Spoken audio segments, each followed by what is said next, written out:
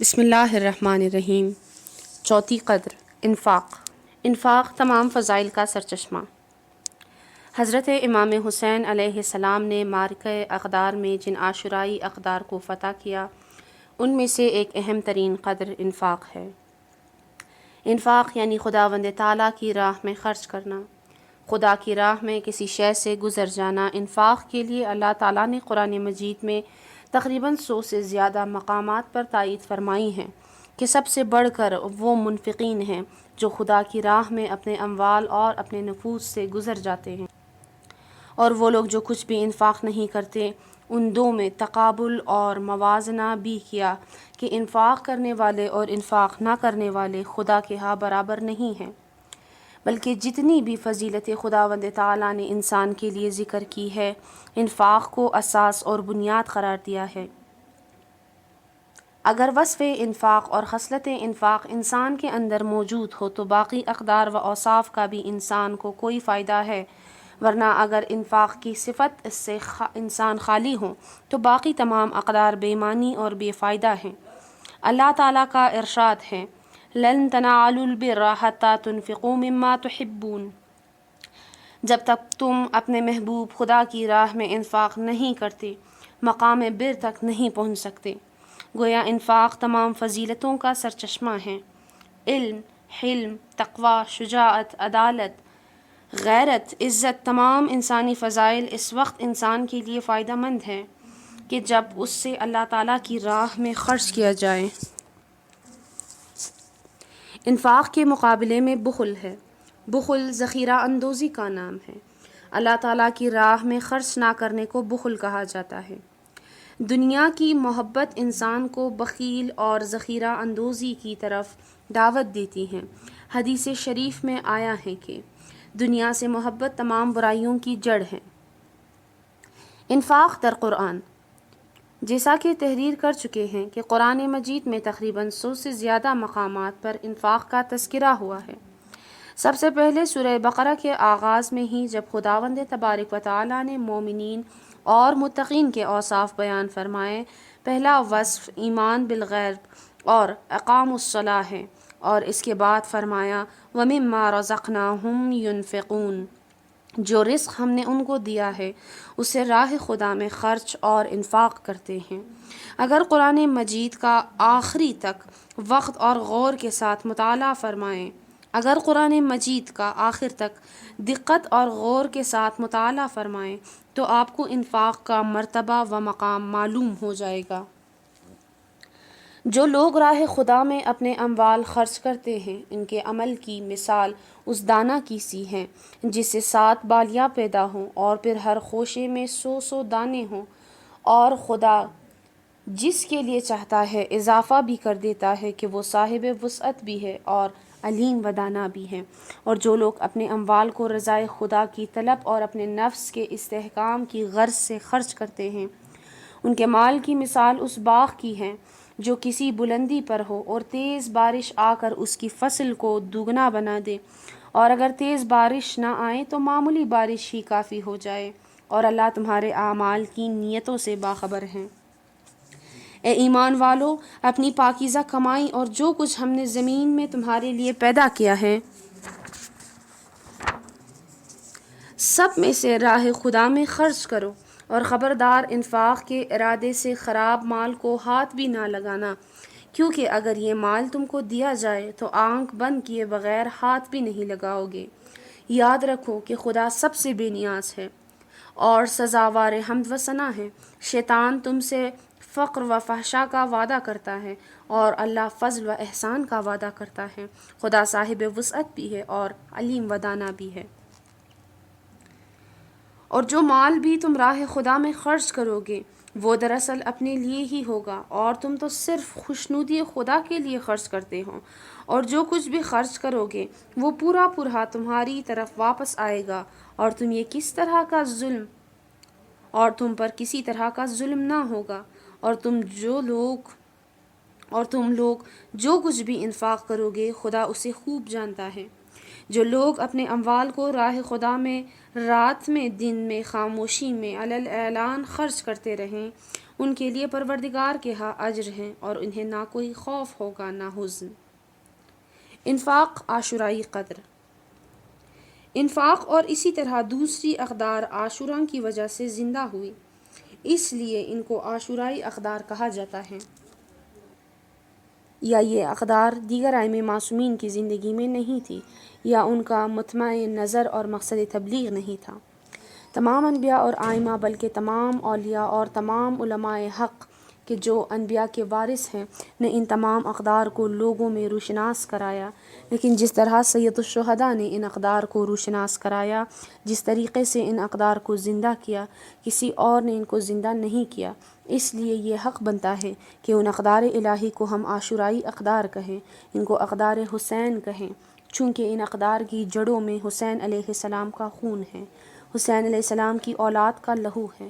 حسین نے ان کی جڑوں میں اپنی عزت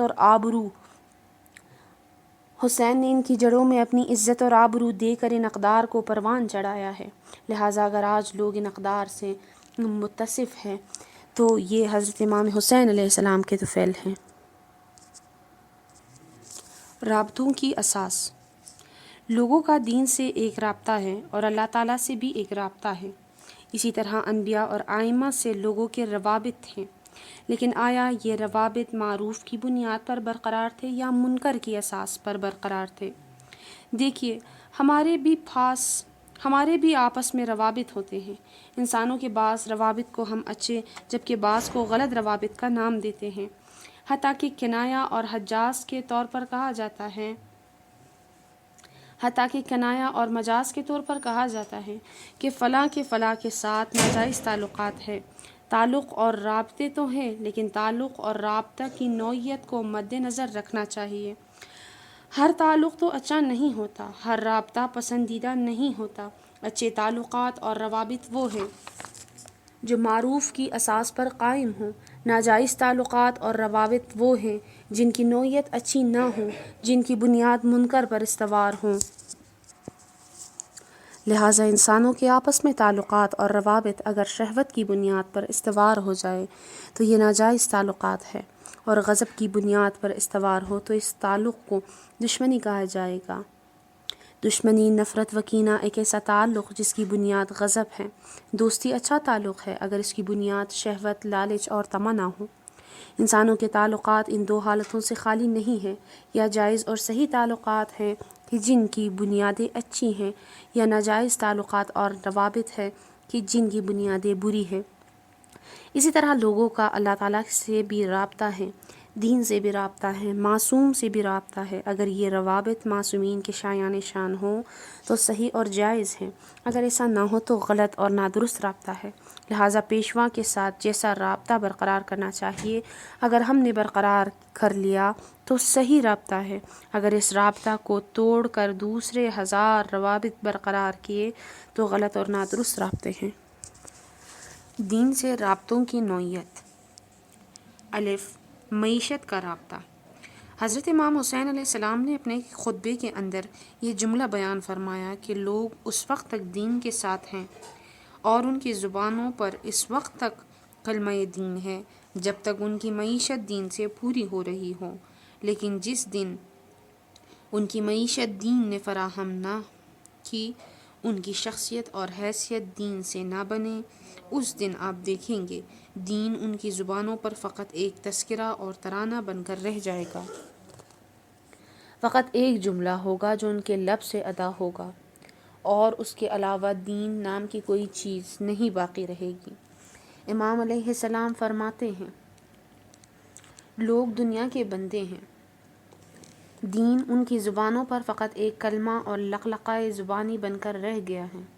جب ان کو آزمایا جائے تو دیندار بہت کم رہ جائیں گے۔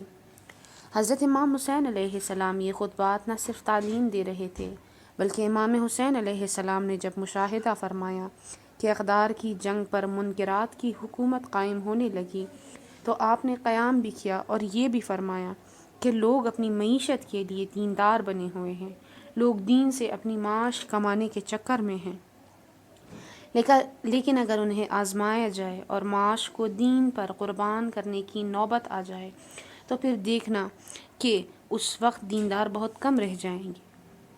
یہ حضرت کا کلام ہے اور کربلا میں جو کچھ ہوا وہ سیرت تھی، لہٰذا کردار اور گفتار دونوں کے ذریعے سے بتا رہے ہیں کہ دیندار بہت کم تھے۔ حضرت امام حسین علیہ السلام نے مدینہ میں دیکھا کہ کتنے دیندار ہیں۔ مسجد نبوی میں نماز جماعت کی بڑی بڑی صفیں لگی ہوئی ہیں۔ آج بھی جا کر دیکھیں تو الحمدللہ مسجد نبوی معماری کا اعلی ترین نمونہ ہے، اور فخر کے ساتھ ساری دنیا میں اس کی فلم بھی دکھائی جاتی ہے کہ ہم نے مسجد نبوی کو کیسا عظیم تعمیر کیا ہے۔ عظمت و شکوہ اسلام کو اس کی معماری سے ثابت کرنا چاہتے ہیں، پھر اس کے اندر صف جماعت کو دیکھیں تو اتنی عظیم اور بڑی مسجد بھی نمازیوں کے لیے ناکافی ہے۔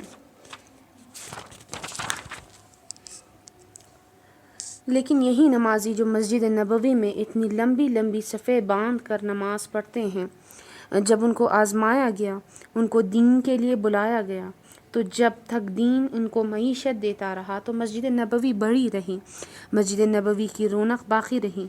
لیکن جب امام حسین علیہ السلام نے فرمایا کہ وہ دین سے لینے کا وقت تھا اور دین کو دینے کی باری آئی ہے، اب امتحان کا وقت آ گیا ہے، تو وہی لمبی لمبی صفیں کم ہو کر حضرت کے ساتھ فقط 72 افراد رہ گئے۔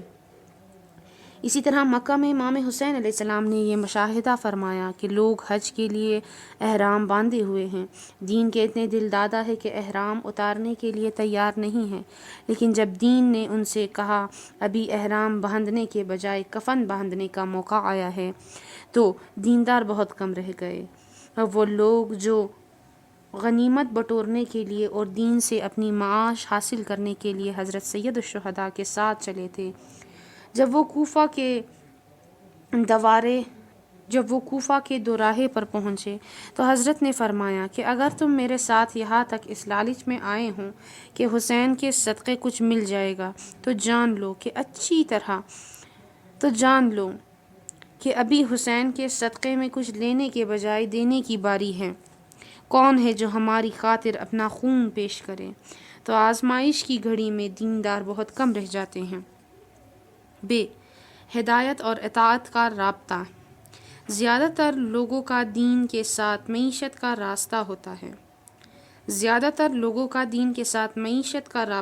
ہے۔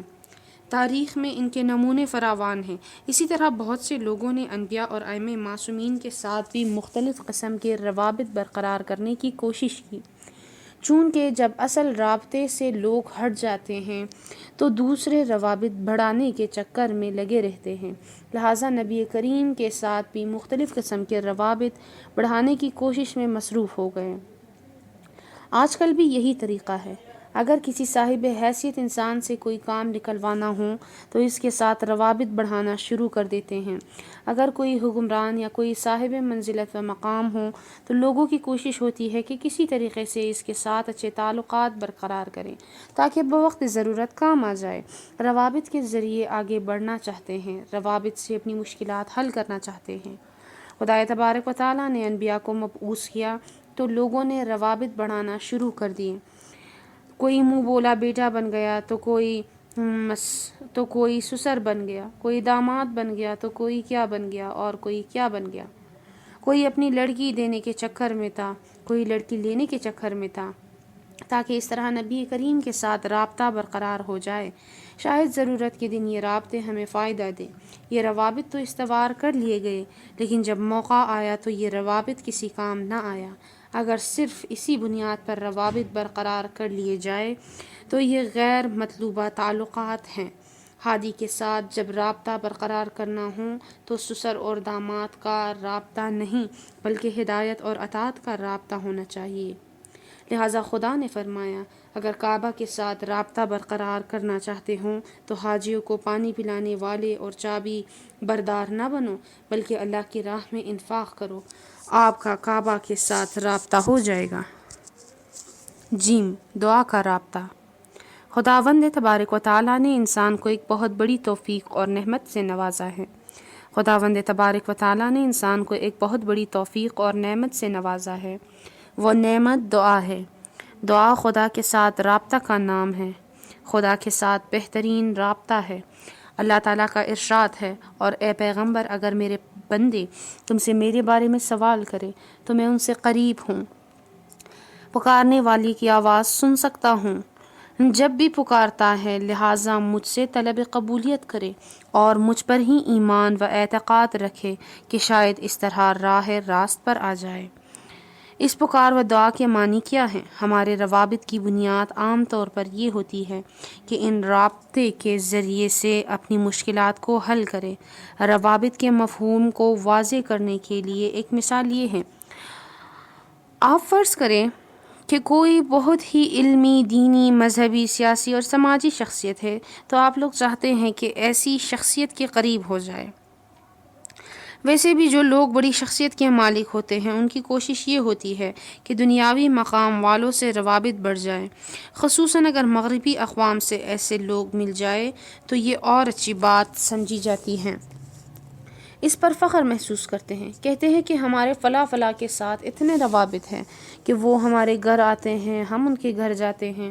ہمارے ہاں روابط بڑھانے کا رائج طریقہ یہ ہے کہ ہم الباقات کے مزین تعارفی کارڈ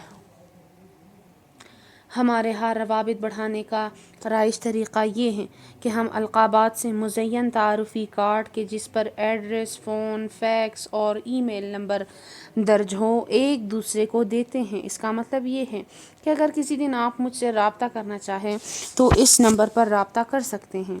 میں یہ کارڈ لے لیتا ہوں، کئی سال گزرنے کے باوجود رابطے کی ضرورت محسوس نہیں ہوتی، لہٰذا کسی قسم کا رابطہ نہیں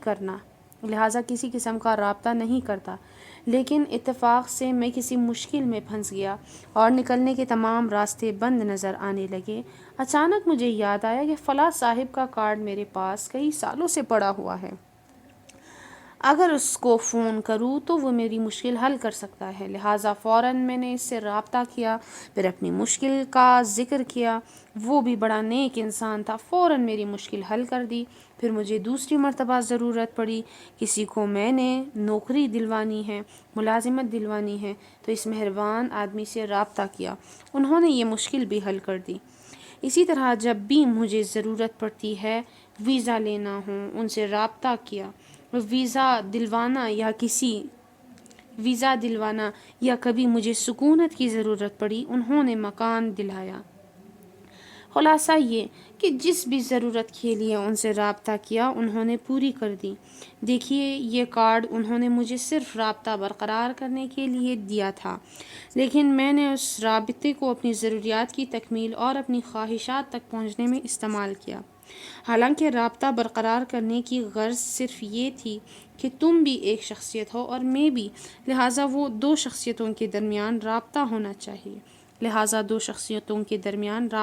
چاہیے، لیکن میں نے اس رابطے سے غلط فائدہ اٹھا کر اس کو اپنی خواہشات کی تکمیل کا ذریعہ بنایا۔ خدا نے ہمیں اس قابل سمجھا ہے کہ انسان کو اپنا ہم کلام بنائیں، لہٰذا خدا نے اپنا رابطہ نمبر دیا کہ اے نبی جو میرے بارے میں پوچھیں ان سے کہہ دو کہ میں ان سے قریب ہوں، انہیں کہہ دو کہ جب بھی مجھے پکارے میں ان کی پکار سن لوں گا۔ لیکن میں نے اپنے اللہ کے ساتھ اس رابطے کو اپنی خواہشات کی تکمیل میں بدل دیا۔ خدا بھی چونکہ بہت کریم ہے لہٰذا میری ضروریات کی تکمیل کرتا رہا۔ ایک دن بھی اس نے دعا کے ذریعے سے خدا کو خدا کے لیے نہیں پکارا، جب بھی پکارا اپنی خواہشات کی تکمیل اور اپنی ضروریات کی تکمیل کے لیے پکارا۔ لیکن اللہ نمبر دے کر منتظر ہے کہ کسی دن مجھے میرا بندہ صرف میرے لیے بلائے، میں اس کو ہاں کروں، صرف اللہ کہہ دیں اور اس سے پوچھوں میرے بندے مجھے بلایا ہے، تو کہے فقط اللہ کے لیے، فقط تیرے لیے تجھے بلایا ہے۔ یہ نہ کہے کہ درد کی وجہ سے، یہ نہ کہے کہ پیاس اور بھوک کی وجہ سے، نرمی اور سختی کی وجہ سے، غربت اور افلاس کی وجہ سے۔ لہٰذا اگر بندہ رابطہ برقرار کرنا چاہتا ہے تو اس قسم کا رابطہ ہونا چاہیے، تو یہ جائز تعلقات ہیں۔ اگرچہ خدا خالق، قدیر و مالک ہیں، کسی بھی ضرورت کے لیے اسے پکارا جائے تو پوری کر دیتا ہے۔ اگر آپ کا کسی بڑی شخصیت سے رابطہ ہے تو وہ بھی تمام ضروریات کو پورا کر دیتا ہے۔ اگر آپ کا کسی بڑی شخصیت سے رابطہ ہو تو وہ بھی تمام ضروریات کو پورا کر دیتی ہیں۔ تو اللہ تعالیٰ تو رب ہے، رب کا کام ربوبیت ہے۔ آپ مانگے نہ مانگے، ربوبیت کو اس نے ظاہر کرنا ہی ہے۔ آج کل ہمارے ملک کی یہ ثقافت بن چکی ہے کہ دفتروں میں جن لوگوں کو جو کام سونپا گیا ہے وہ اپنی ذمہ داریاں اور فرائض پیسہ لے کر سر انجام دیتے ہیں۔ ایک چھوٹا سا دستخط بھی رشوت لے کر کرتے ہیں، اس لیے کہ آج کل یہ کلچر بن چکا ہے۔ لہٰذا ہم سمجھتے ہیں کہ رشوت کے بغیر کہیں بھی کام نہیں نکلتا ہے۔ جب تک میں 5 روپے صدقات کے صندوق میں نہ ڈالوں، خدا بھی اپنی ربوبیت انجام نہیں دے گا۔ ایسا ہرگز نہیں۔ تم اپنے 5 روپے اپنے جیب میں رکھو، تم کافر، منافق اور مشرک بن جاؤ، رب کی ربوبیت پر کوئی اثر نہیں پڑتا۔ اس نے تمہیں سب کچھ دیا ہے۔ اس نے تمہیں بلا مانگے آنکھیں دی، بغیر مانگے ہاتھ پاؤں دیے، بن مانگے ساری نعمتیں دی ہیں۔ وہ تو اپنی ربوبیت کا مظاہرہ کرتا رہے گا۔ جب تم بیمار ہوتے ہو تو اس ہستی کو نہ بھی پکارو تب بھی وہ شفا دے گا، اس لیے کہ وہ خالق ہے، جس کے معنی یہ ہے کہ اس نے ہمیں ہستی دی ہے، اس نے ہمیں پیدا کیا ہے۔ ربوبیت کے معنی یہی ہے کہ اس نے ہمیں صحت دی ہے، لہٰذا جس طرح اس کی خالقیت مشروط نہیں، اس طرح ربوبیت بھی مشروط نہیں، اس کی کوئی صفت بھی مشروط نہیں ہے، بلکہ مشروط تو ہمارے کام ہیں۔ خدا نے یہ نہیں کہا کہ جب تک میری چاپلوسی نہیں کرو گے میں تمہیں کچھ نہیں دوں گا۔ ہاں، عبادت کا ضرور کہا ہے کہ میری عبادت کرو، لیکن چاپلوسی اور عبادت میں فرق ہے۔ اگرچہ خدا یہ بھی نہیں کہتا کہ جب تک تم میری عبادت نہیں کرو گے میں تمہیں کچھ بھی نہیں دوں گا۔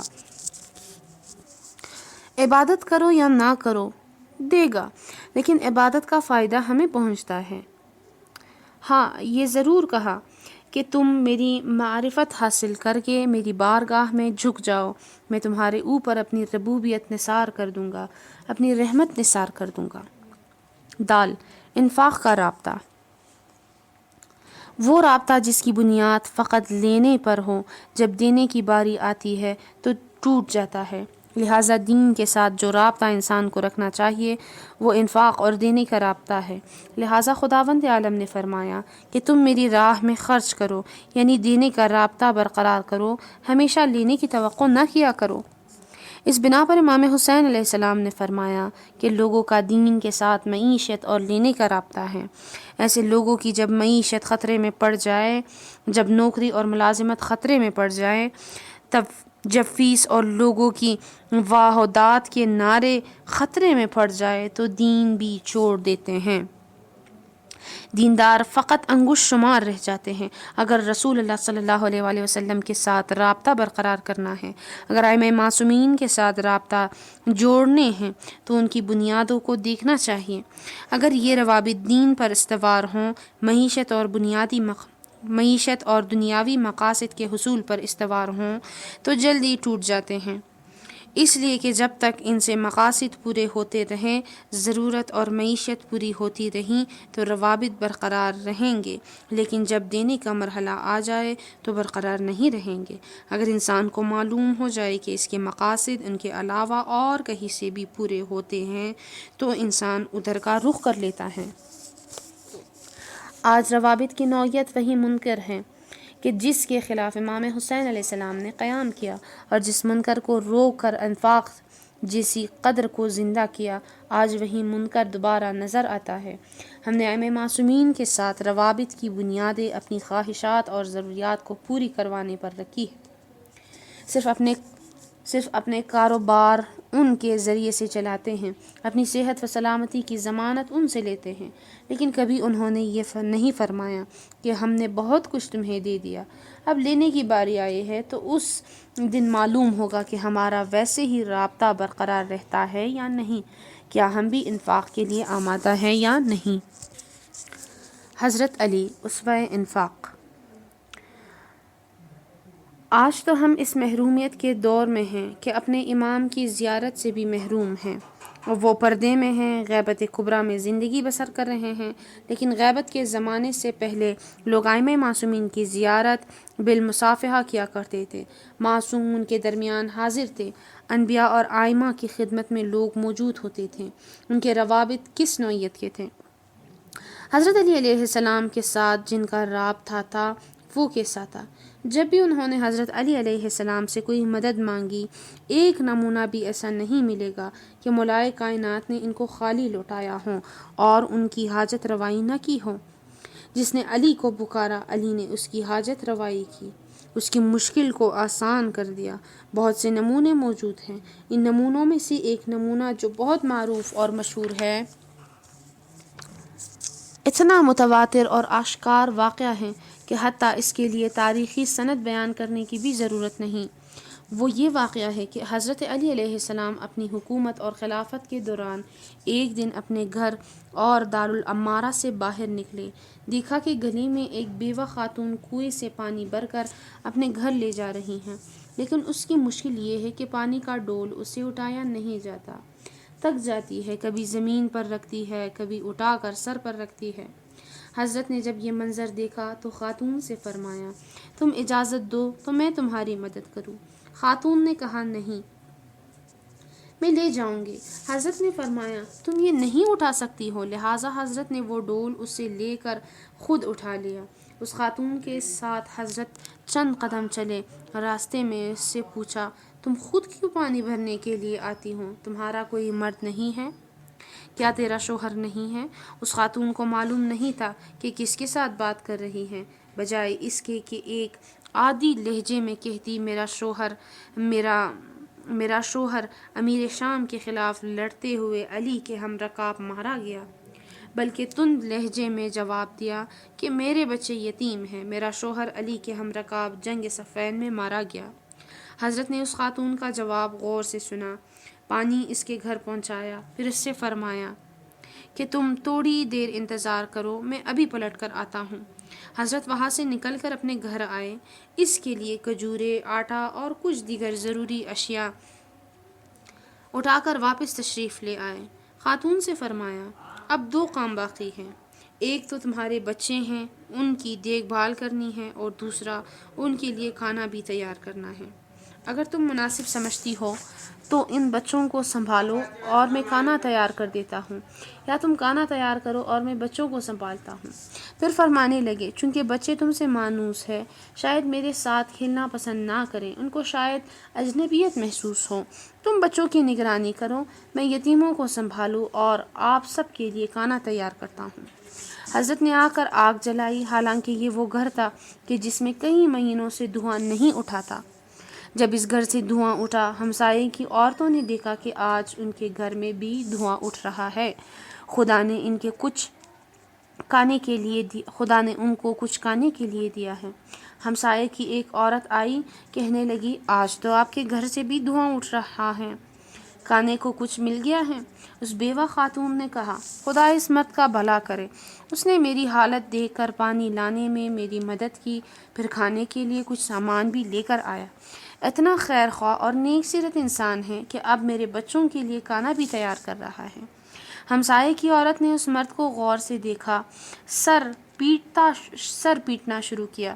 ہمسائے کی عورت نے اس مرد کو غور سے دیکھا، سر پیٹنا شروع کر دیا، کہنے لگی، خدا تمہیں برباد کرے، تم جانتی ہو کہ یہ مرد کون ہے؟ تم نے کس مرد کو اس کام پر لگایا ہوا ہے؟ بیوہ خاتون نے جواب دیا، نہیں، میں تو صرف اتنا جانتی ہوں کہ کوئی نیک سیرت انسان ہے۔ اس عورت نے کہا، یہ مرد امیر المومنین ہے، خلیفہ وقت علی ابن ابی طالب ہے، جو تمہارے گھر میں تنور جلا رہے ہیں۔ تمہیں معلوم ہے کہ یہ کس سے تم کام کروا رہی ہو؟ جب اس خاتون کو معلوم ہوا کہ اتنی معصوم شخصیت سے یہ کام لے رہی ہے تو آئی اور ہاتھ جوڑ کر مولا کی خدمت میں عرض کرنے لگی کہ میری بے ادبی معاف کر دے، میری گستاخی معاف کر دے، میں جاہل تھی، مجھے علم نہیں تھا کہ آپ کون ہیں۔ آپ نے فرمایا کہ ایسا نہیں ہے، یہ تمہاری وجہ سے نہیں بلکہ یہ میری وجہ سے ہیں۔ تاریخ میں لکھا ہے کہ حضرت علی علیہ السلام نے فرمایا، یہ میرا فریضہ تھا کہ جو سپاہی میرے لشکر میں مارا گیا ہے اس کے بچوں کی کفالت کروں، لیکن تم بچوں کی کفیل رہیں، تم مجھے معاف کرو کہ میں تمہاری مدد کو پہلے کیوں نہیں پہنچا۔ یہ ایک نمونہ حضرت علی علیہ السلام کی حاجت روائی کا عرض کیا کہ جو بھی علی سے مدد مانگیں تو حضرت علی علیہ السلام اس کی مدد کے لیے تیار ہیں، حتیٰ کہ اس کے بچوں کے لیے کھانا پکانے کے لیے تیار ہے، اس کے بچوں کی تربیت کے لیے تیار ہے۔ وہ مشکل کشا ہے، وہ خدا کے فیض کا ذریعہ ہے، وہ خدا کے رزق کا واسطہ ہے، اس کے ذریعے سے جو کچھ بھی مانگا جائے وہ ضرور دے دیتے ہیں، لیکن وہ اس وقت کے بھی منتظر ہے کہ تم کب ہمارا مقام پہچان کر، ہماری حیثیت پہچان کر ہمیں بلاؤ گے، نہ کہ کسی حاجت روائی کے لیے۔ علی علیہ السلام کو پکارے علی کے لیے، نہ کہ اپنی ضروریات اور خواہشات کی تکمیل کے لیے۔ لہٰذا ہمیں ائمہ اطہار سے اپنے رابطے کی نوعیت کو دیکھنا چاہیے۔ کیا خدا نے مجھے ان ہستیوں سے صرف مانگنے کے لیے پیدا کیا ہے؟ بس ان ہستیوں کے ذریعے مانگتا رہوں اور وہ دیتے رہیں۔ وہ بھی ہم سے کچھ مانگتے ہیں، جس طرح وہ ہمیشہ سے ہماری مدد کرتے رہتے ہیں۔ جب ان کو مدد کی ضرورت ہو تو ہمیں بھی دریغ نہیں کرنا چاہیے۔ جب بھی وہ ہمیں بلائے، آؤ ہمارا ساتھ دو، آؤ قربانی کے لیے تیار ہو جاؤ، اپنی جان راہ خدا میں ہماری طرح پیش کرو۔ تو اگر ہمارے روابط ان سے صرف لینے کی حد تک ہوئے تو شاید جلد ٹوٹ جائے، لیکن ان سے لینے کے ساتھ ساتھ دینا بھی سیکھ لیا ہو تو پھر دینے کے مرحلے میں ہم یقیناً استوار اور ثابت قدم رہیں گے۔ خاندان اہل بیت نے ہمیں خدا کی راہ میں دینا بھی سکھایا ہے۔ اہل بیت سے ہماری محبت ہے۔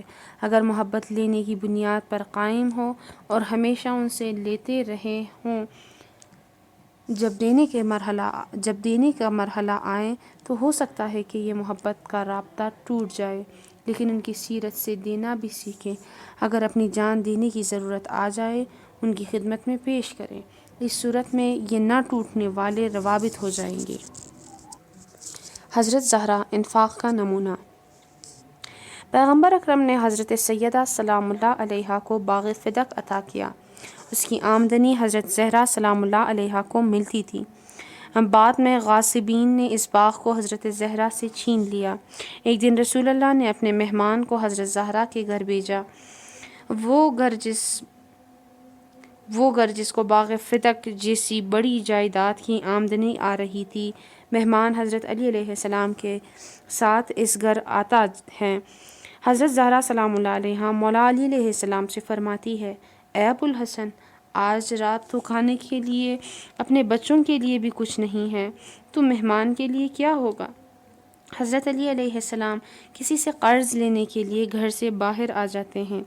اتفاق سے جناب مقداد راستے میں ملتے ہیں۔ آپ نے جناب مقداد سے 1 دینار قرض کے طور پر لیا تاکہ گھر میں بیٹھے ہوئے مہمان کی مہمان نوازی کر سکے۔ واپسی پر راستے میں ایک فقیر آ جاتا ہے۔ وہ آ کر سوال کرتا ہے، اے علی، آج ہمارے گھر میں کھانے کے لیے کچھ نہیں ہے۔ آپ نے وہ قرض لیا ہوا دینار اس کو دے دیا اور خالی ہاتھ گھر آ جاتے ہیں۔ حضرت زہرا سے فرماتے ہیں، اے سیدہ، ابھی اس مہمان کے سامنے سوائے شرمندگی کے اور کچھ بھی نہیں ہوگا۔ میں 1 دینار قرض لے کر آ رہا تھا کہ راستے میں فقیر آیا، اس کو دے کر خالی ہاتھ آ گیا ہوں۔ حضرت زہرا نے فرمایا، کیا یہ کھانا جو ابھی ہمارے گھر میں موجود ہے آپ نے نہیں بھجوایا ہے؟ امیر المومنین نے فرمایا، نہیں، یہ کھانا میں نے نہیں بھجوایا ہے، میں تو 1 دینار قرض لینے گیا تھا اور وہ بھی کسی کو دے کر آیا ہوں۔ اب سوال یہ ہے کہ حضرت زہرا سلام اللہ علیہا کے گھر میں یہ حالت تھی کہ ایک مہمان کے لیے بھی کھانا موجود نہیں تھا، تو باغ فدق کی اتنی بڑی آمدنی کہاں جاتی تھی؟ باغ فدق کی آمدنی تمام کی تمام مدینہ کے غرباء اور فقراء میں تقسیم ہو جاتی تھی۔ اہل بیت کی منطق یہ تھی کہ ہم نے دین لینے کے لیے نہیں اپنایا ہے، بلکہ ہم نے کچھ دینے کے لیے دین اپنایا ہے۔ فدق کی آمدنی ہو تو بھی راہ خدا میں خرچ کریں گے، اور اگر اپنے وجود کا جگر پارا ہوں تو بھی خدا کی راہ میں قربان کر دیں گے۔ ابو سعید خدری سے روایت ہے کہ حضرت علی علیہ السلام نے قیلولہ ظہر کے وقت کی نیند کرنے کے بعد فرمایا، اے فاطمہ، کچھ کھانے کے لیے ہے؟ حضرت زہرا سلام اللہ علیہا نے فرمایا، اس ذات کی قسم جس نے میرے بابا کو نبوت سے نوازا، میرے پاس ایسی کوئی چیز نہیں جو آپ کی خدمت میں پیش کر سکوں۔ بلکہ 2 دن سے ہم نے کچھ بھی نہیں کھایا ہے۔ حضرت علی علیہ السلام نے فرمایا، پھر آپ نے مجھے کیوں نہیں بتایا کہ میں کہیں سے کچھ لا دیتا؟ پھر آپ نے مجھے کیوں نہیں بتایا کہ میں کہیں سے کچھ لا دیتا؟ بی بی نے فرمایا، مجھے اللہ سے شرم آتی ہے کہ آپ سے وہ چیز مانگ لوں جس سے آپ زحمت میں پڑ جائیں۔ حضرت علی علیہ السلام اللہ تعالیٰ پر بھروسہ رکھتے ہوئے گھر سے نکلے۔ کسی سے 1 دینار قرض لینا چاہتے تھے کہ اس سے اپنے گھر والوں کے لیے کچھ خریدے۔ اچانک مقداد کو دیکھا کہ جن کے چہرہ رنگ گرمی کی وجہ سے بدل چکا تھا۔ اچانک مقداد کو دیکھا کہ جن کے چہرے کا رنگ گرمی کی وجہ سے بدل چکا تھا۔ آپ نے فرمایا، کیا ہوا اس سخت گرمی میں گھر سے نکلے ہوئے ہوں؟ مقداد نے کہا، اے ابو الحسن، میرا راستہ چھوڑ دیں، جس وجہ سے میں گھر سے نکلا ہوں اس کا نہ پوچھے۔ حضرت علی علیہ السلام نے پوچھا، میرے بھائی، یہ تو تیرے لیے جائز نہیں کہ اپنی حاجت مجھ سے چھپاتے رہوں۔ مقداد نے کہا،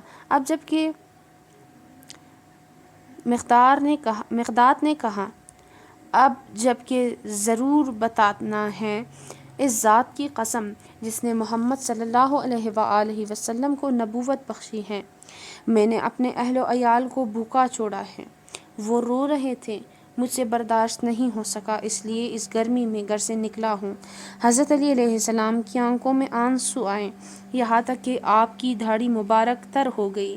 پھر فرمایا، میں وہی قسم کھاتا ہوں جو تو نے کھائی، میں بھی اسی وجہ سے گھر سے نکلا ہوں کہ میرے گھر میں بھی کچھ نہیں تھا۔ اب 1 دینار قرض لیا ہے، وہ میں تجھے دے دیتا ہوں۔ آپ نے وہ دینار مقداد کو دے دیا۔ پھر آپ رسول اللہ صلی اللہ علیہ وآلہ وسلم کے پاس گئے، ظہر اور عصر کی نماز پڑھی، پھر مغرب و عشاء کی نماز بھی پڑھی۔ جب رسول اللہ مغرب کی نماز سے فارغ ہوئے تو پہلی صف سے گزرتے ہوئے اشارے سے حضرت علی علیہ السلام کو بلایا۔ حضرت علی علیہ السلام بھی اٹھ کر چل پڑے، یہاں تک کہ مسجد کے دروازہ پر رسول سے آ ملے۔ رسول نے فرمایا، اے ابو الحسن، رات کو کھانے کے لیے کچھ ہے؟ حضرت علی علیہ السلام حیا کی وجہ سے خاموش رہے، تو پھر رسول نے فرمایا، کہو نہیں، تو پھر رسول صلی اللہ علیہ وآلہ وسلم نے فرمایا، کہو نہیں تاکہ ہم نہ جائیں، یا کہو ہاں تاکہ وہاں تک ہم آپ کے ساتھ چلے جائیں۔ حالانکہ رسول خدا پر وحی نازل ہو چکی تھی کہ رات کو کھانا علی کے گھر کھائیں، تو رسول اللہ حضرت علی علیہ السلام کا ہاتھ پکڑ کر چل پڑے، حضرت زہرا کے گھر داخل ہوئے۔ حضرت سیدہ مصلی عبادت پر بیٹھی ہوئی تھی اور آپ کے پیچھے ایک بڑا برتن پڑا تھا جس سے دھواں اٹھ رہا تھا۔ جب رسول اللہ کی باتیں سنی تو فوراً اٹھ کھڑی ہوئی، رسول اللہ کو سلام کیا۔ آپ نے بی بی کے سلام کا جواب دیا، اپنا ہاتھ ان کے سر پر رکھا اور فرمایا، آج ہم آپ کے مہمان ہیں۔ بی بی وہ برتن اٹھا کر لے گئی اور لا کر سامنے رکھا۔ بی بی نے وہ برتن اٹھایا اور لا کر سامنے رکھا۔ جب حضرت علی علیہ السلام نے برتن کو دیکھا اور خوشبو محسوس کی، بی بی کی طرف دیکھنے لگے۔ بی بی نے کہا، کیا ہوا؟ کیوں اسے دیکھ رہے ہوں؟ کیا مجھ سے کوئی غلطی ہو گئی ہے؟ فرمایا نہیں، لیکن آج ہی آپ نے کہا تھا کہ 2 دن سے ہمارے گھر میں کھانے کے لیے کچھ نہیں، پھر یہ کہاں سے آیا ہے؟ بی بی نے کہا، خدا جانتا ہے، میں نے سچ کہا تھا۔ علی نے فرمایا، پھر یہ کہاں سے آیا ہے؟ تو رسول صلی اللہ علیہ وآلہ وسلم نے حضرت علی کے کاندھے پر ہاتھ رکھ کر فرمایا، بھائی علی، یہ تیرے اس دینار کا ثواب ہے جو تو نے راہ خدا میں انفاق کیا تھا، بے شک خدا جس کو چاہتا ہے بے حساب رزق دیتا ہے۔ کعب الاحبار سے روایت ہے کہ ایک دن حضرت سیدہ مریض ہو گئی۔ حضرت علی علیہ السلام جب گھر میں آئے تو فرمایا، آپ کو کسی چیز کی ضرورت تو نہیں ہے؟ حضرت علی علیہ السلام جب گھر آئے تو فرمایا، آپ کو کسی چیز کی ضرورت تو نہیں ہے؟ بی بی نے فرمایا، اے علی، اگر ہو سکے تو میرے لیے انار لے آئیں۔ حضرت کچھ مدت کے لیے فکر مند ہوئے، اس لیے کہ اس وقت آپ کے پاس کچھ بھی نہیں تھا۔ پھر اٹھ کر بازار چلے گئے، 1 درہم کسی سے قرض لیا اور اس سے انار خریدی۔ راستے میں جاتے ہوئے ایک مریض کو دیکھا جو زمین پر لیٹا ہوا تھا۔ آپ نے اس سے پوچھا، تیرا دل کیا چاہتا ہے؟ اس نے کہا، اے علی، میں 5 دنوں سے یہاں پڑا ہوا ہوں، کوئی میرا پوچھنے والا نہیں ہے، میں بیمار ہوں، انار کھانے کو میرا جی چاہ رہا ہے۔ حضرت علی علیہ السلام پھر فکر مند ہوئے، ایک ہی انار تو خریدا ہے، اگر اس کو دے دوں تو فاطمہ کے لیے کیا لے جاؤں گا؟ وہ محروم رہ جائے گی۔ اگر اس کو نہ دوں تو یہ خداوند کے اس قول کے مخالفت ہوگی، اما المسائل فلا تنہر واما السائل فلا تنہر۔ نبی کریم صلی اللہ علیہ وآلہ وسلم نے بھی فرمایا ہے کہ سائل کو رد نہ کرو، اگرچہ تم گھوڑے پر ہی سوار کیوں نہ ہو۔ آپ نے انار توڑ کر اسے کھلایا، وہ مریض اسی وقت ٹھیک ہو گیا اور فاطمہ بھی اس وقت عافیت پا گئی۔ جب گھر تشریف لائے تو فاطمہ سے بہت شرمندہ تھے۔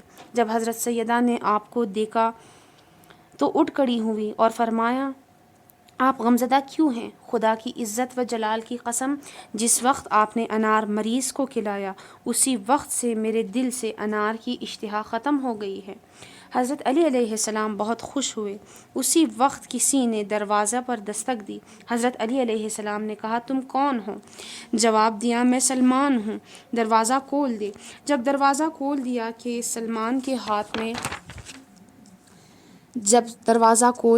تو دیکھا کہ سلمان کے ہاتھ میں تشت ہے جس پر رومال ڈالا ہوا ہے۔ سلمان نے وہ تشت آپ کے سامنے رکھ دیا۔ حضرت علی علیہ السلام نے فرمایا، اے سلمان، یہ کہاں سے لائے ہوں؟ سلمان نے کہا، خود اللہ کی طرف سے، یہ رسول اکرم کے لیے آیا ہے اور رسول اکرم نے آپ کے لیے بھیجا ہے۔ جب آپ نے رومال اٹھایا تو دیکھا کہ اس میں 9 عدد انار تھے، تو آپ نے سلمان سے فرمایا، اے سلمان، اگر یہ میرے لیے ہوتے تو 10 انار ہوتے، اس لیے کہ اللہ تعالیٰ کا ارشاد ہے، اللہ تعالیٰ کا فرمان ہے، من جاء بالحسنة فله العشر امثالها۔ سلمان ہنس پڑے اور ایک انار اور بھی اپنے جیب سے نکالا اور کہا کہ خدا کی قسم 10 ہی تھے، لیکن میں امتحان لینا چاہتا تھا۔ مرحوم تبریسی نے سند صحیح کے ساتھ روایت کی ہے کہ رسول اللہ صلی اللہ علیہ وآلہ وسلم کے پاس ایک آدمی آیا، کہنے لگا، یا رسول اللہ، میں بھوکا ہوں۔ رسول اللہ نے اس کو اپنی بیویوں کے گھر بھیجا۔ رسول اللہ کی بیویوں نے اس سے کہا کہ ہمارے پاس تو پانی کے علاوہ کچھ نہیں ہے۔ تو رسول نے فرمایا، تم میں سے کون ہے جو آج رات اس بھوکے کی مہمان نوازی کرے؟ حضرت علی علیہ السلام نے فرمایا، یا رسول اللہ، میں حاضر ہوں، اس کو اپنے گھر لے جاتا ہوں۔ حضرت علی علیہ السلام مہمان کو لے کر گھر آئے تو فاطمہ سے پوچھا، کیا کھانے کو کچھ ہے؟ حضرت سیدہ نے فرمایا، گھر میں فقط اتنا ہے جس سے بچوں کا پیٹ بھر سکتا ہے، لیکن ہم اسے مہمان کی خدمت میں پیش کریں گے۔ حضرت علی علیہ السلام نے فرمایا، آپ بچوں کو سلا دیں، میں چراغ بجھا کر اس کے ساتھ بیٹھتا ہوں تاکہ وہ سمجھتا رہے کہ میں بھی اس کے ساتھ کھانا کھا رہا ہوں۔ اس طرح حضرت سیدہ نے اپنے بچوں کو سلایا اور حضرت علی علیہ السلام نے کھانا لے کر مہمان کے سامنے رکھا، پھر چراغ کو بجھا دیا اور اپنے ہاتھوں کو ہلاتے رہے۔ اس طرح سے مہمان نے پیٹ بھر کر کھانا کھایا۔ جب صبح ہوئی تو علی اور فاطمہ دونوں رسول کے پاس آئے۔ آن حضرت صلی اللہ علیہ وآلہ وسلم نے متبسم ہوتے ہوئے یہ آیے شریفہ تلاوت کی جو علی اور فاطمہ کے شان میں نازل ہوئی تھی، جو اپنے نفس پر دوسروں کو مقدم کرتے ہیں، چاہے انہیں کتنی ہی ضرورت کیوں نہ ہو، اور جس نے بھی اس نفس کو حرص سے بچا لیا وہی لوگ نجات پانے والے ہیں۔ غیر معصوم افراد کا تذکرہ۔ غیر معصوم افراد کی سیرت کا تذکرہ اس اعتبار سے نہایت ہی ضروری ہے، اس لیے کہ جب معصومین علیہ السلام کی سیرت بیان کی جائے تو ہمارے ذہنوں میں ایک ہی وسوسہ یہ آ جاتا ہے کہ جی وہ تو معصوم تھے، ہم تو غیر معصوم ہیں، وہ ہستیاں کہا اور ہم کہا۔ یہ بات یہاں تک صحیح ہے کہ ان کا مقام کہا اور ہمارا مقام کہا، یہ تو گمان ہی سرے سے غلط ہے کہ ہم بھی ان کی طرح معصوم بن سکتے ہیں۔ جب معصوم کی سیرت بیان کی جاتی ہے تو اس سے یہ مراد ہرگز نہیں کہ ہم بھی ان کی طرح معصوم بن کر وہی کام کریں جو انہوں نے انجام دیے ہیں، بلکہ اس سے مراد یہ ہے کہ جس طرح معصومین کی ذات مقدسہ چاہتی ہیں ہم اس طرح بن جائے۔ معصومین ہم سے چاہتے ہیں کہ ہم ان کی پسندیدہ شخصیت بن جائے۔ ان کی پسندیدہ شخصیت کیسے بنے، اس کے لیے غیر معصوم کی سیرت نمونہ کے طور پر ذکر کرتے ہیں۔ حضرت خدیجہ سلام اللہ علیہا اگرچہ وابستہ عصمت ہے، عصمت سے ان کا مقام کم نہیں، لیکن پھر بھی چہاردہ معصومین کی فہرست میں ان کا نام نہیں آتا۔ چہاردہ معصومین کے لیے جو عصمت ثابت ہے، عصمت کے اس معنی میں حضرت خدیجہ کا مقام نہیں ہے۔ اگرچہ نساء العالمین میں اشرف الخواتین میں ان کا نام سر فہرست ہے، ایسی ماں ہے کہ جس کی بیٹی عصمت کبریٰ کی مالکہ ہے، لہٰذا اس ماں کا مقام بیٹی کے ساتھ عصمت میں قریب قریب ہے۔ ماں اور بیٹی کا اتنا فاصلہ نہیں، لیکن پھر بھی بیٹی معصوم ہستی ہے اور ماں غیر معصوم ہے۔ حضرت خدیجہ یقیناً ان چاردہ معصومین ہستیوں کے مقابلے میں ایک غیر معصوم ہستی ہے۔ جب غیر معصوم ہستی کو یہ مقام مل سکتا ہے تو انسان کے دل کو تھوڑی تسلی مل جاتی ہے کہ پھر یہ راستہ ہر ایک کے لیے اس کی استعداد کے مطابق ممکن اور مقدور ہے۔ حضرت خدیجہ مکہ کی مالدار خاتون۔ ہم بچپن سے یہ سنتے چلے آ رہے ہیں کہ حضرت خدیجہ مکہ کی مالدار خاتون تھی۔ ان کی ثروت و مال کے چرچے زبان زد عام و خاص تھے، اور اسی مالی حیثیت کی وجہ سے پیغمبر صلی اللہ علیہ وآلہ وسلم کے ساتھ ان کا رابطہ ہوا۔ چونکہ آن حضرت خدیجہ کا سامان تجارت لے کر شام گئے، آپ کی امانت داری مشہور تھی، لہذا سامان تجارت امانت داری کے ساتھ مطلوبہ مقام تک پہنچایا۔ جب حضرت خدیجہ کو آپ کی امانت داری کا علم ہوا تو انہوں نے آپ کے ساتھ شادی کی پیشکش کر دی۔ آپ نے بھی قبول فرمائی اور اس کے بعد رشتہ ازدواج میں منسلک ہو گئے۔ مکہ کی بہت بڑی سرمایہ دار خاتون پیغمبر اکرم کے حلقہ ازدواج میں آ گئی۔ ہم نے قدیم سے یہی سنا ہوا ہے، لیکن افسوس کہ ہمیں کبھی فرصت نہیں ملی کہ اسے سنے ہوئے پر تھوڑا غور بھی کر لیں۔ ہم صرف سننے پر اکتفا کرتے ہیں، حالانکہ سنے ہوئے پر غور کرنا چاہیے کہ اصل ماجرا کیا ہے۔ یہ جو ہم نے سنا ہے کہ دوسرے لوگ جو ہماری طرح محبت و عقیدت نہیں رکھتے، وہ اس کے بارے میں کیا کہتے ہیں؟ غیر جانبدار یا اسلام دشمن کہتے ہیں کہ دین اسلام کے اندر ایسی کوئی منطق، جاذبیت اور کشش نہیں ہے کہ جس کی وجہ سے اسلام پھیل سکے، بلکہ اسلام دو طریقوں سے پھیلا ہوا ہے، ایک حضرت خدیجہ کے مال و ثروت سے اور دوسرا حضرت علی علیہ السلام کے تلوار سے۔ اسلام کے پھیلنے کے لیے یہی دو طریقے تھے، یعنی ڈنڈے اور مال و ثروت کے باعث اسلام پھیلا گیا۔ پھیلتا گیا، یعنی اسلام دھمکی اور لالچ کا دین ہے۔ فقیر اور غریب لوگ پیسے کی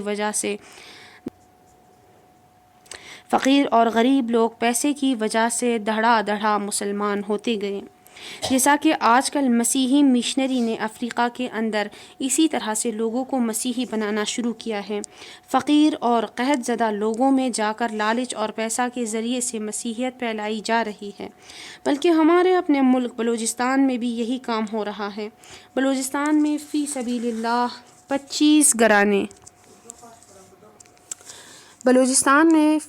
اللہ 25 ایسے گھرانے ہیں جو تشیعوں کو چھوڑ کر مسیحیت اختیار کر چکے ہیں۔ مسیحی مشنری نے آ کر ان سے کہا کہ تم فقیر ہو، تمہارا گھر نہیں، ملازمتیں نہیں، ہم آپ کو سب کچھ دینے کے لیے تیار ہیں، لیکن شرط یہ ہے کہ مسیحی بن جاؤ۔ لہٰذا ان ضعیف الایمان لوگوں نے سوچا کہ یہ مذہب جو ہم نے اختیار کیا ہوا ہے، اس نے ہمیں فقر و فاقے کے علاوہ کچھ بھی نہیں دیا، لہٰذا مسیحیت جو پیسہ اور مال دے رہی ہے وہی بہتر ہے۔ اسلام کے دشمنوں نے اسلام کے متعلق یہی کہا ہے کہ مکہ کے اندر فقیر لوگ تھے جن کو کھانے کو کچھ نہیں ملتا تھا۔ رسول اللہ صلی اللہ علیہ وآلہ وسلم معاذ اللہ حضرت خدیجہ کا مال لے کر ان کو لالچ دیتے تھے، ان سے کہا کرتے تھے کہ میں تمہیں روٹی، کپڑا، مکان دیتا ہوں، لیکن اس شرط پر کہ مسلمان ہو جاؤ۔ غلام، نادار اور فقیر لوگ دھڑا دھڑا اسلام اختیار کرنے لگے۔ جب مدینہ میں آئے تو تلوار اٹھا کر امیر اور صاحبان حیثیت سے لڑنے لگے اور ان کو اسلام قبول کرنے پر مجبور کر دیا۔ لہٰذا یہ دین دمکانے کا دین ہے یا للچانے کا دین ہے۔ وہ لوگ یہ دین اپنائیں گے جو یا دھمکی میں آ جائے یا پھر لالچ میں آ جاتے ہیں، لیکن وہ لوگ جو کسی کی لالچ میں نہیں آتے یا وہ لوگ جو دمکانے سے مرعوب نہیں ہوتے، وہ کبھی بھی اسلام کی طرف رجوع نہیں کریں گے۔ یہ تو دشمنان اسلام کی باتیں ہیں، لیکن بعض اوقات ہم بھی ان کو سند دیتے ہیں کہ ہاں صحیح ہے، اسلام خدیجہ کے مال اور علی کی تلوار سے پھیلا ہے، اسلام اپنی حقیقت سے پھیلا۔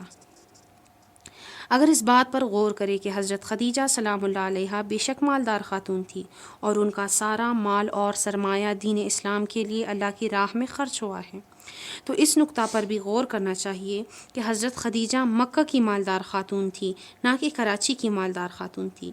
اس وقت مکہ کی مالدار خاتون اور آج کی کراچی کی مالدار خاتون میں بڑا فرق ہے۔ آج ہمارے ہاں مالداری کا جو تصور ہے اس زمانے کے تصور سے بہت مختلف ہے۔ معیشت کے حوالے سے مکہ اس وقت بہت چھوٹا سا شہر تھا، جبکہ آج کے اعتبار سے ایک چھوٹا گاؤں تھا۔ اس چھوٹے سے خطے میں مشرکوں کے چند طبقے تھے، ان میں سے ایک چھوٹا سا طبقہ تاجر تھے اور محدود افراد تھے جو تجارت کیا کرتے تھے۔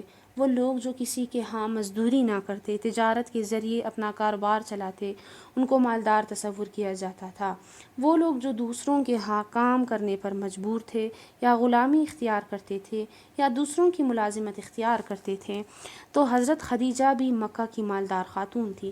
لیکن مالداری کا تصور جو آج کے زمانے میں ذہنوں میں موجود ہے، یہی لکھی تو حضرت خدیجہ بھی مکہ کی مالدار خاتون تھی، لیکن مالداری کا تصور جو آج ہمارے ذہنوں میں موجود ہے، یعنی لکھ پتی اور کروڑ پتی عورت کی جن کی دولت دیکھ کر رسول اللہ نے ان کے ساتھ شادی کر لی تھی، اس زمانے میں موجود نہیں تھا، اور نہ ہی پیغمبر اکرم نے مال و دولت کی خاطر ان کے ساتھ شادی کی تھی، بلکہ اس شادی کا فلسفہ دو انسانوں کی اقدار تھی۔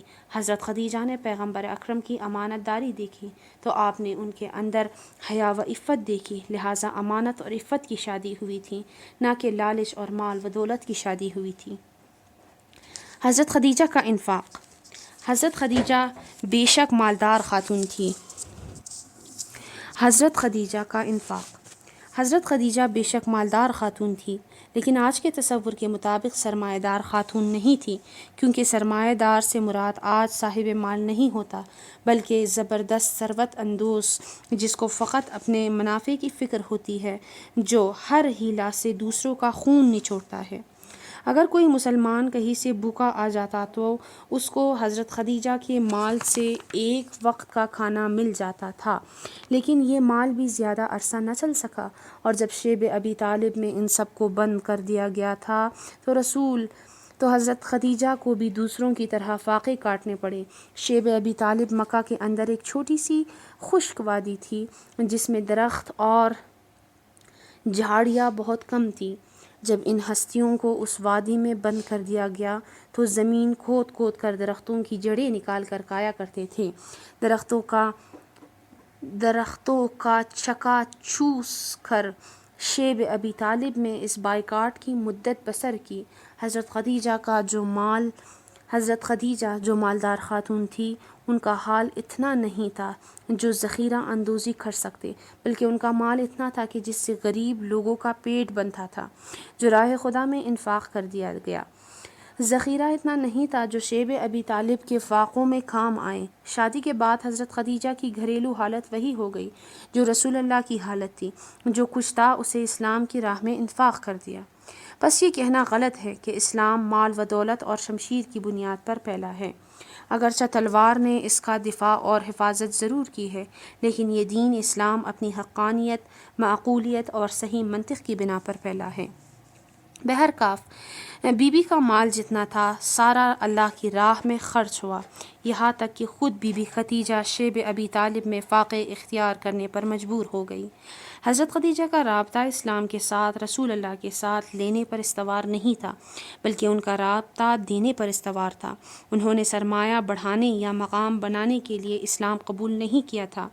وہ رسول اللہ کے عقد میں اس لیے نہیں آئی تھی کہ نبی کریم کی حیثیت اور شخصیت کو اساس قرار زکوٰۃ دے کر ذاتی فائدہ اٹھائیں، اپنا مال اور سرمایہ بڑھا کر مقام و عزت حاصل کر سکیں، بلکہ انہوں نے اسلام قبول کیا اس لیے کہ اللہ کی راہ میں کچھ خرچ کر سکیں۔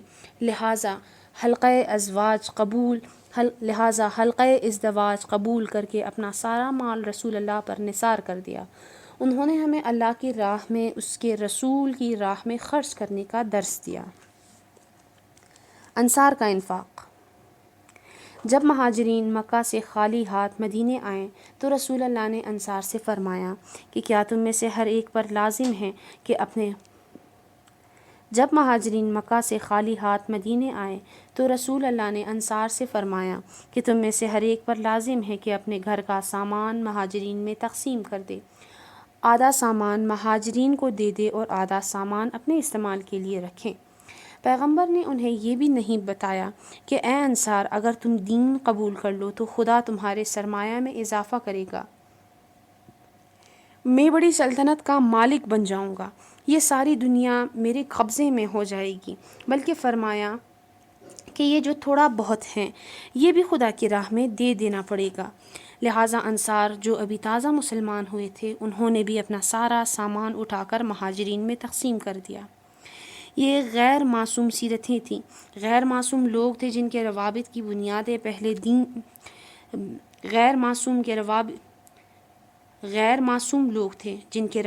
بنیادیں پہلے دن سے ہی انفاق پر قائم ہوئی تھی۔ انہوں نے اسلام کو کچھ لینے کی غرض سے قبول نہیں کیا تھا، اگرچہ بعض لوگ ایسے بھی تھے کہ جن کے ذہنوں میں تھا کہ جس دن اسلام کو سلطنت مل جائے، جب اسلام پھیل جائے تو ہم اپنا سرمایہ بڑھا لیں گے۔ کچھ لوگ ایسے تھے جو فقیر اور بھوکے اسلام میں داخل ہوئے تو مرنے کے وقت ان کے گھروں میں اتنا سرمایہ موجود تھا کہ مزدور لگانے پڑے، سونے کو کلہاڑوں سے توڑنا پڑا۔ اس کا ایک نمونہ عبد الرحمن بن عوف 6 رکنی شورا کا رکن ہے۔ اس طرح جب حضرت علی علیہ السلام نے حکومت سنبھالی تو مدینہ میں ایسے گھر بھی تھے جن کی کوٹریاں سونے اور چاندی سے بھری ہوئی تھیں۔ اس وقت لوگوں نے کیا کچھ بٹور رکھا تھا۔ عراق، شام، مصر، یمن، ایران اور خراسان سے جو کچھ آتا تھا وہ ان لوگوں میں تقسیم ہو جاتا تھا۔ لہٰذا صدر اسلام میں کچھ لوگ ایسے تھے جنہوں نے اسلام کچھ لینے کی غرض سے قبول کیا تھا، جبکہ کچھ ایسے بھی تھے جنہوں نے اسلام کو کچھ دینے کے لیے قبول کیا تھا۔ اب لینے اور دینے والوں کا انجام دیکھیں۔ لینے والے ہمیشہ کے لیے خداوند عالم کی بارگاہ میں ملعون قرار پائے اور دینے والوں کو خدا نے ہمیشہ کے لیے عزیز، قابل احترام اور لوگوں کے لیے اسوہ بنایا۔ انفاق کی حدود میں وسعت۔ خدا نے انسانوں کے لیے یہ حد مقرر کی ہے کہ راہ خدا میں انفاق کریں۔ انفاق کے معنی صرف مال و دولت اور درہم و دینار خرچ کرنا نہیں، بلکہ اللہ تعالیٰ کا ارشاد ہے وَمِمَّا رَزَقْنَاهُمْ يُنْفِقُونَ، جو کچھ خدا نے دیا ہے وہ سب رزق خدا ہے۔ اللہ تعالیٰ نے انسان کو اپنے رزق کے انفاق کا حکم دیا ہے۔ اب ذرا فہرست تیار کرے، خدا نے انسان کو کیا کیا دیا ہوا ہے؟ آیا خدا نے صرف مال دیا ہے؟ کیا صرف ثروت و دولت دی ہے؟ خدا نے ہمیں مال و دولت سے بڑھ کر ہستی دی ہے۔ خدا نے ہمیں جان عطا کی ہے، سانس لینا عطا کیا ہے، صحت و سلامتی دی ہے۔ خدا نے ہمیں عزت و آبرو دی ہے، ہمیں شخصیت و حیثیت دی ہے۔ خدا نے ہمیں اولاد دی ہے۔ خلاصہ یہ کہ خدا نے بے شمار نعمتیں دی ہیں جن کو ہم شمار نہیں کر سکتے۔ خدا نے ہمیں جو کچھ دیا ہے وہ رزق خدا ہے۔ رزق کی اقسام۔ رزق مادی، تمام دنیاوی نعمتیں رزق مادی ہیں۔ رزق معنوی، تمام اچھی صفات و کمالات جیسے علم وغیرہ رزق معنوی ہے۔ یہ ساری چیزیں اللہ کا رزق ہے۔ اللہ کا حکم ہے کہ اپنے رزق میں اضافہ کرو، لیکن جو بھی خدا کا دیا ہوا رزق سنبھال کر بیٹھ جائے وہ ذخیرہ اندوز ہو جائے گا۔ حالانکہ اللہ تعالیٰ کا ارشاد ہے جو لوگ سونے اور چاندی کی ذخیرہ اندوزی کرتے ہیں اور اللہ کی راہ میں اسے انفاق نہیں کرتے، ان کو دردناک عذاب کی خوشخبری سنائیں۔ حضرت ابو ذر نے اپنے زمانے کے سرمایہ داروں کے خلاف یہی نعرہ بلند کیا تھا جہاں جاتے راستے میں، گلی میں، مسجد میں، جہاں بھی ان ذخیرہ اندوزوں کو دیکھتے تو یہی آیت شریفہ تلاوت فرماتے تھے۔ ان کو سمجھانا چاہتے تھے کہ عذاب علیم ان کے انتظار میں ہے، لیکن ذخیرہ اندوزی صرف سونے اور چاندی کے ساتھ مخصوص نہیں ہے، بلکہ جو کچھ خداوند عالم نے دیا ہے، اگر انسان اسے انفاق نہ کرے اور ذخیرہ اندوزی کرے تو دردناک عذاب اس کے انتظار میں ہے۔ خدا نے علم، عزت و اولاد دی ہیں، ان میں سے انفاق نہ کرنے والے عذاب علیم کے منتظر رہیں۔ حضرت ابو ذر کا نعرہ بھی ہر ذخیرہ اندوز کے خلاف تھا۔ ذخیرہ اندوزی اور لینے کی صفت کے درمیان ایک گہرا رابطہ ہے۔ جس نے ہمیشہ لینے کی عادت ڈالی ہوئی ہے وہ ذخیرہ اندوز ہوگا، لیکن جس کی عادت دینے کی ہے وہ کبھی ذخیرہ اندوزی نہیں کرے گا۔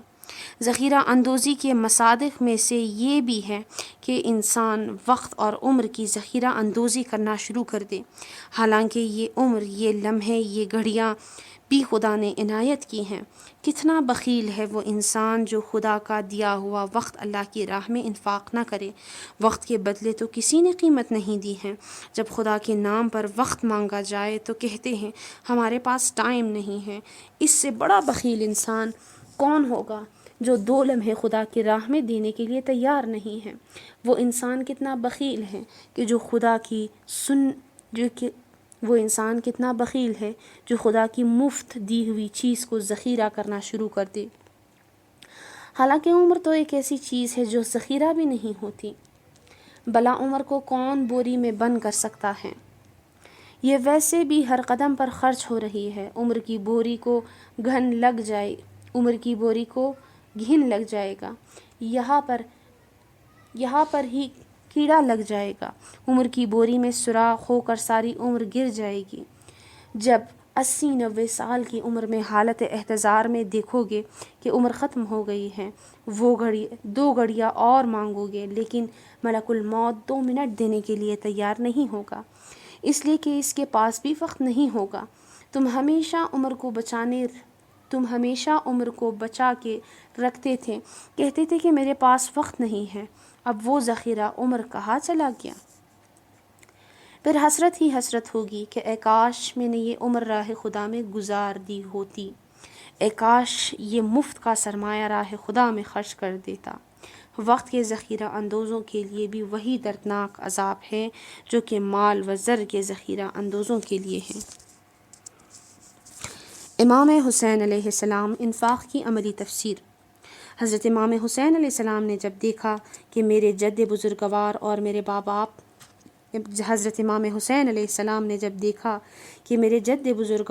میرے باپ باپ کا بتایا ہوا طریقہ لوگوں نے چھوڑ دیا، لوگوں نے دین سے فقط لینا سیکھا۔ انفاق، یہ الہی قدر، یہ انسانی اور قرآنی قدر دوسری اقدار کی طرح جب انسان کے ہاتھوں قتل ہوئی، اس کی روح نکال لی گئی، اس کی جگہ منکر نے لے لی۔ اقدار بدلتے ہوئے زیادہ عرصہ نہیں لگتا۔ پیغمبر اکرم کی رحلت کے بعد 51 سال گزرنے سے ساری قدریں بدل گئی۔ لوگوں کا دین کے ساتھ رابطہ دینے کے بجائے لینے کا ہو گیا اور اس کو قدر کے طور پر شمار کرنے لگے۔ حضرت سید الشہداء نے آ کر کربلا میں انفاق کی عملی تفسیر بتائی۔ امام حسین نے انفاق جیسی عظیم قدر کو دوبارہ زندہ کیا۔ امام حسین علیہ السلام نے مما رزقناہم ینفقون کی عملی تفسیر بتائی کہ اپنا سارا رزق خدا کی بارگاہ میں لٹانا شروع کر دیا، اس طرح لٹایا کہ کچھ بھی اپنے پاس باقی نہ رکھا۔ امام حسین نے اپنا علم راہ خدا میں پیش کر دیا، اپنی ہدایت میں انفاق کر گئے، ان ملعونوں کو سمجھانے اور راہ راست پر لانے کے لیے آخری وقت تک خطبے دیتے رہے۔ پھر اس کے بعد اپنا سارا مال خدا کی بارگاہ میں پیش کر دیا، اپنی جان، اپنی عزت، اپنی اولاد، اپنے اصحاب کو، سب کو راہ خدا میں انفاق کر کے قربان کر دیا۔ ایسے سخی انسان کہاں ملیں گے؟ لوگ حاتم طائی کی مثال لاتے ہیں کہ سخاوت میں بڑا عظیم انسان تھا، حالانکہ حاتم طائی کی سخاوت صرف یہ تھی کہ لوگوں کو کھانا کھلاتا تھا۔